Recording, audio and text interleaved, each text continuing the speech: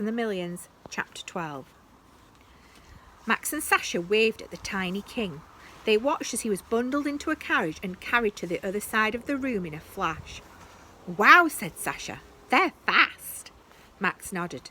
"They must live at a higher speed than we do." The two boys looked at the kingdom in silence.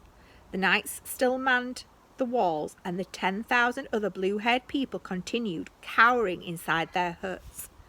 Every now and then one of them would peek out, give an almost inaudible squeak of terror, and slam the hut door again. Sasha rubbed his head. "So, let me get this straight. Mr. Darrow made this?" Max nodded. "The sand, the huts, the walls around the castle, none of it was here last term. The people weren't here either." Sasha was amazed. "Mr. Darrow made them too?" Max nodded. Sasha opened and closed his mouth a few times before sound came out. "How?" Max held up his hands hopelessly. "I haven't got a clue. He never told me that it was what he was making, just that he'd need my help when it was ready. He must have been sneaking back in here over the holidays to build it." "Back from where?" Max sighed.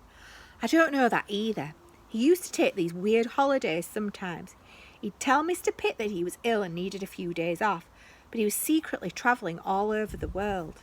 He never told me where he was going, just that he was looking for something important, something for the project. Maybe he finally made something to make the model come to life, and now he has to keep going back there to get more." Max gazed down at the tiny kingdom. "Which means that until Mr. Darrow gets back, this is my responsibility. I have to make sure Mr. Pitt doesn't find out about it." Sasha frowned. "Why?" "Pitt hates Mr. Darrow," said Max. "If he comes up here and finds the castle, then he'll make sure Mr. Darrow never sees it again. He'll probably even try to get Mr. Darrow arrested for breaking back into school." Max shook his head. "I can't let that happen. I can't let Mr. Darrow down after everything he's done for me." "So what are we going to do?" said Sasha. Max sighed. "I do have one idea, but..." He stopped mid-sentence. "Hang on, did you say we?" Sasha nodded. "Of course I'm going to help you." Max was dumbstruck.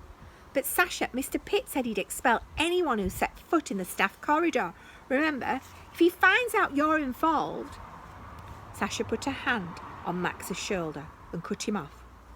"Max, you said you wouldn't tell anyone about the Sparkle Pony Summer Club. That's the first nice thing anyone's done for me since I moved here. Friends help each other out, and when I make a friend with someone, I mean it." Max was stunned. "We're friends?" "Sure we are," said Sasha.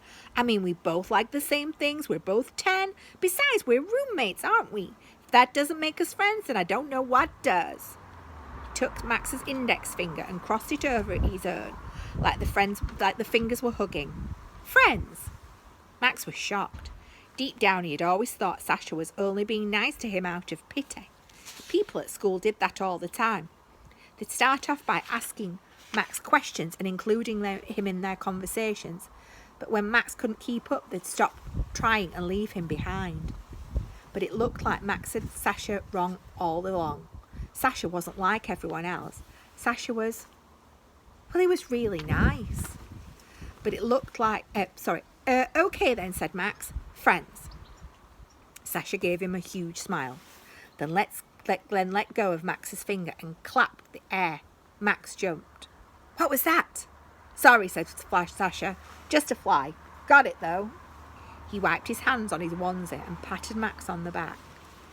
"So, Max, tell me about this plan of yours." That's the end of chapter 12.